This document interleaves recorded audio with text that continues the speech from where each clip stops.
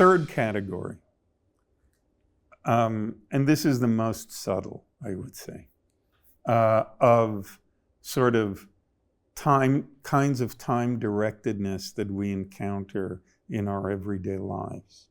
This conviction that by acting now, we can affect the future, but not the past.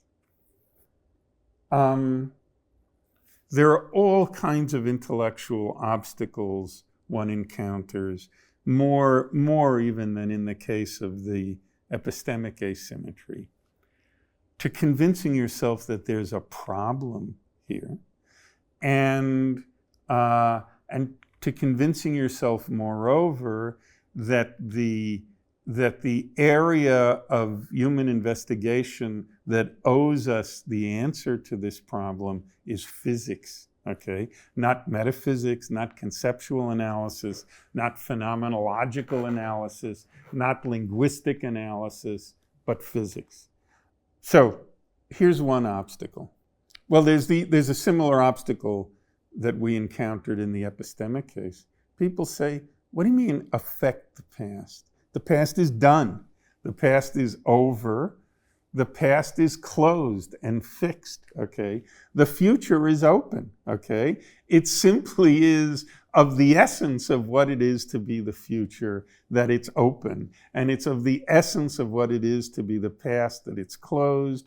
And this would suggest that the right place to look for an explanation of the fact that we can affect the future but not the past by what we do now is to look at conceptual structure, or to look at deep metaphysical structure of time, or something like that.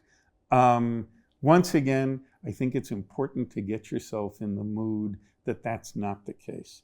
It's important, and here's always a useful mental exercise. If you find that by waving your arms around now, you can have a huge effect on things to your right and no effect on things to your left, you will want a physical explanation of that, okay? You're not going to want a conceptual explanation of that or a metaphysical explanation of that. The place you expect an explanation from is physics. There must be a wall to my right. There must be some kind of obstruction. Why is waving my arms around here having so much more of an effect to my left than it is to my right? Good.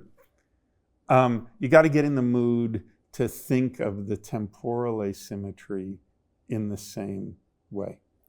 That is, you got to get in the mood in which you're going to demand an explanation of this from physics.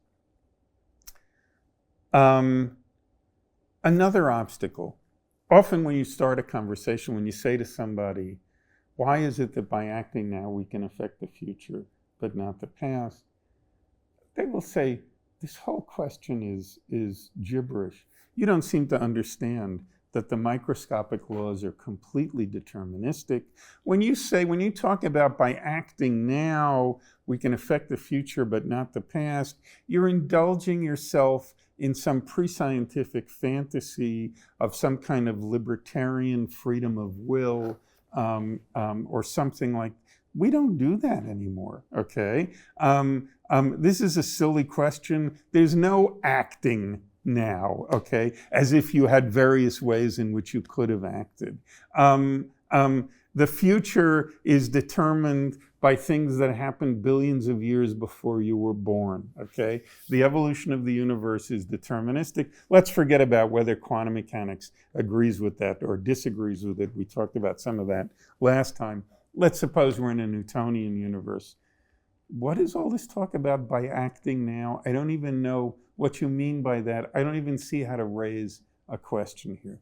I think it's really important here to see that this is not an intellectually mature, as it were, reaction to this thought either. What we mean by saying that by acting now we can affect the future but not the past is not anything that helps ourselves to some conception of libertarian freedom of will or something like that. It's something about the causal structure of the world, or it's something about what philosophers refer to as the counterfactual structure of the world, okay? We think it's true, and this is perfectly compatible with determinism and so on and so forth. We think it's true, I don't know what example to choose. We think it's true that if Oswald had slipped, okay, and the bullet hadn't hit Kennedy, I don't know what. Some people might say we wouldn't have gone into Vietnam or something like that. But nobody thinks that if Oswald had slipped and failed to hit Kennedy, World War II wouldn't have occurred, okay? Yeah. We're very, very confident that when we evaluate counterfactuals like that, and what you mean by a counterfactual is just a locution that begins with something like, if Oswald had slipped, if Oswald had missed Kennedy. We're very confident that there's a profound time asymmetry in the correct way of evaluating these counterfactual claims. If somebody says, if Oswald had slipped and missed Kennedy, we might not have gotten so sucked into Vietnam, you say, yeah, maybe that's true. I don't know. Maybe Kennedy was no smarter than Johnson about this, blah, blah, blah. But if somebody says, if Oswald had slipped, World War II wouldn't have occurred, you say that's just straightforwardly preposterous, okay? If Oswald had slipped, global events up to that point would have gone in pretty much the same way. Good. So it's this phenomenon that we're trying to understand. It's this kind of asymmetry that we're trying to understand when we're trying to, it's this kind of asymmetry that people speaking everyday language are gesturing towards when they say, by acting now, we can affect the future, but not the past. They're not saying something silly. They're not saying something which is exposed as naive by the revelation that the fundamental laws of physics are deterministic. They're saying something true, okay? They're pointing to a real asymmetry between past and future, which we should want to understand in exactly the way that we understand the asymmetry in the evolutions of ordinary physical processes and the asymmetry of epistemic access. Call this the causal asymmetry, or the asymmetry of influence, or the asymmetry of intervention, or the counterfactual, the asymmetry of counterfactual dependence, okay? The future of the world counterfactually depends on what happens now in a way that the past apparently does not. Good. Where is this coming from, once again? It sure as hell isn't coming from any asymmetry in the fundamental physical laws, because there is no such asymmetry in the fundamental physical laws. And like I say, here I'm going to have to be very crude and very quick and condensing eons of intellectual agony into a cute little slogan. But go back to the billiard ball case we were discussing before. Think about sort of the flip side of the billiard ball case. Look, we noticed that so long as billiard ball number 5 was at rest 10 seconds ago and it's moving now, there was a collision. It was involved in a collision over the past 10 seconds. And that inference doesn't depend on what any of the other billiard balls in the world are doing now. We don't need to know any of that, okay? And none of that would matter, okay? No matter what the other billiard balls are doing right now, it's the case that if billiard ball number 5 was stationary 10 seconds ago, and if it's moving now, it was involved in a collision, okay? It doesn't matter what the other billiard balls were doing, and nothing that I could do to any of the other billiard balls is going to affect that conclusion. Okay? On the other hand, note that toward the future, where we don't have a ready state waiting for us in the future, if I want to calculate whether billiard ball number 5 is going to be involved in a collision over the next 10 seconds, I have no alternative but to sit down and do the whole big calculation.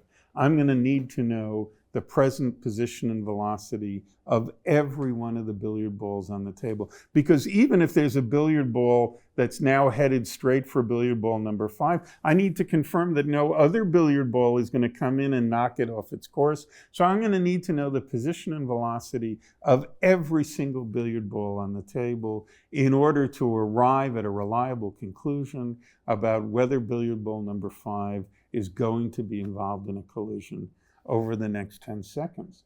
Good. Notice what this means. Nothing I can do to any of the billiard balls on the table is going to counterfactually change whether billiard ball number 5 was involved in a collision over the past 10 seconds. But take almost any billiard ball on the table.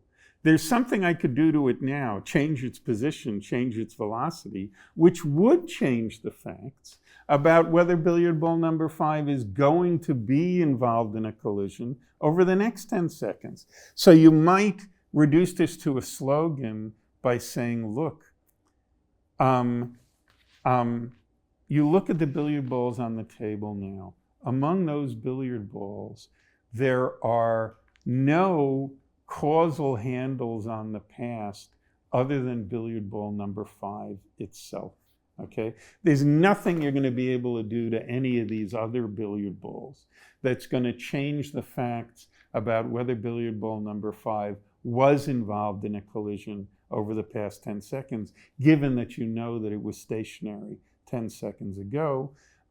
There's nothing you can do to any of these other billiard balls that is going to change the counterfactual claims you would make about whether billiard ball number 5 was involved in a collision.